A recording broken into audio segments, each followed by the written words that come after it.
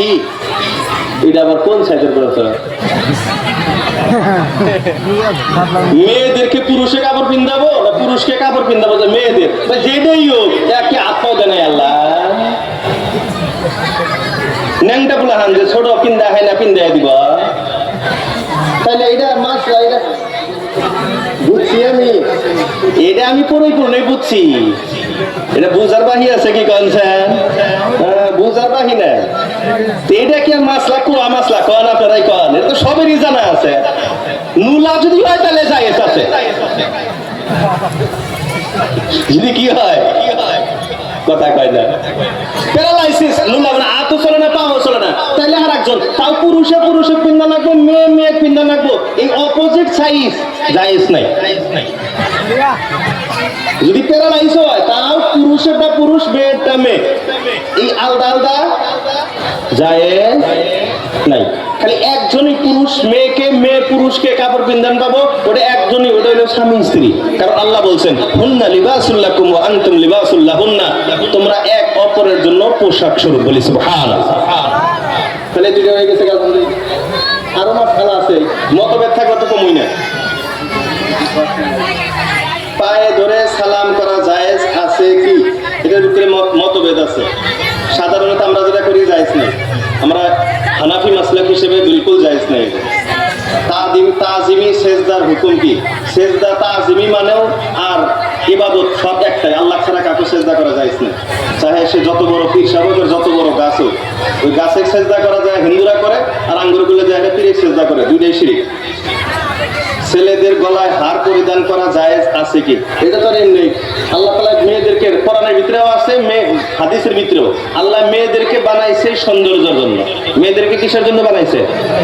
সবাই বলেন না, মেয়েদেরকে কেন বানাইছে? সৌন্দর্য। পুরুষকে মেকআপের নিয়ে আল্লাহ পুরুষ বানাই নাই। আমি তো আজকে বয়ানি উড়ে করতেছিলাম, আল্লাহ পুরুষকে মেকআপ করার টাইমই দেয় না। এর একটাই 24 ঘন্টা একটাই টেনশন, এটা হলো কামাই করা নাকবো আর বউগুলো পালা নাকবো, তাছাড়া কোনো টেনশন নেই আপনার।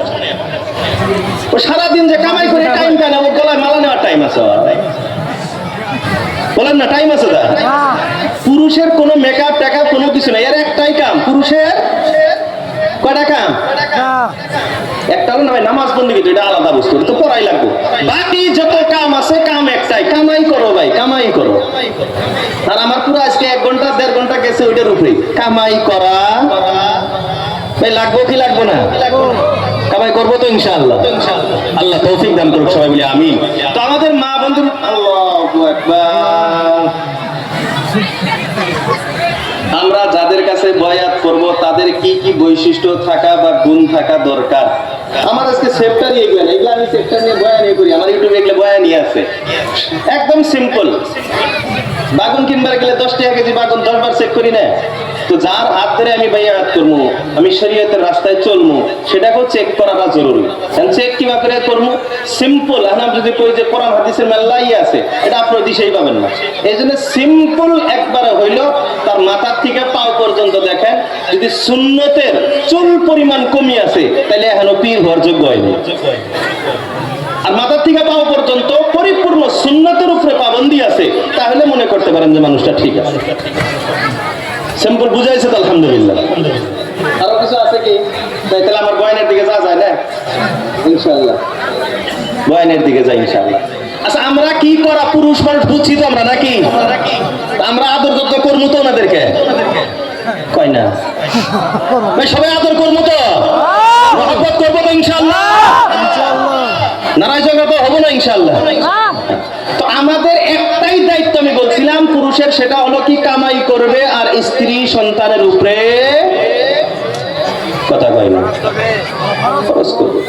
আল্লাহ রাসূল আল্লাহর হাবিব বলছেন, তুমি যে খরচ করবা, সাদাকা করবা, আল্লাহ রাসূল বলেন ইবদা বিল আয়াল, সর্বপ্রথম তোমার খরচ আরম্ভ হবে তোমার পরিয়ালের মাধ্যমে, তোমার স্ত্রী সন্তানের উপরে সর্বপ্রথম খরচ করা লাগবে। তো আমরা খরচ করবো তো ইনশাআল্লাহ, সবাই করবো ইনশাআল্লাহ।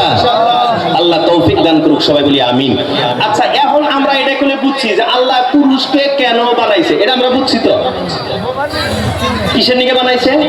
নামাজ রোজাটা বাদ দেন করছি, ওইটা সেক্টর আমি যেহেতু যাই নাই, ওটা বাদ দিয়ে আর একটার নিকেই বানাইছে, ওটা হইলো গাদা খাট্টির নিকে।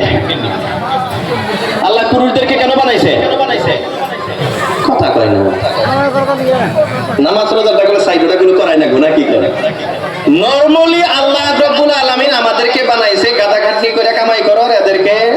খাওয়াবো।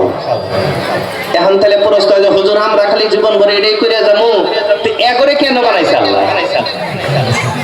এই দল আল্লাহ রাব্বুল আলামিন কেন বানাইছে এটা জানার প্রয়োজন আছে না নাই? সবাই বলেন আছে না নাই? এটা এখন ভালো করে বুঝেন। আমাদের মা বোনদেরকে বলবো, আপনারা এই সময় কমাস কম আল্লাহ চুপ করে অন্তরের কান দিয়ে সইনে বোঝার চেষ্টা করেন আল্লাহ আপনাদেরকে কেন বানাইছে। আল্লাহ আপনাকে কামাই রোজগারের জন্য বানা নাই, আল্লাহ আপনাকে চাকরি বাকরি করার জন্য বানা নাই, আল্লাহ আপনাকে নেতাগিরি দেখাবার জন্য বানা নাই। নেতা ডোল উঠে গেছে কখন?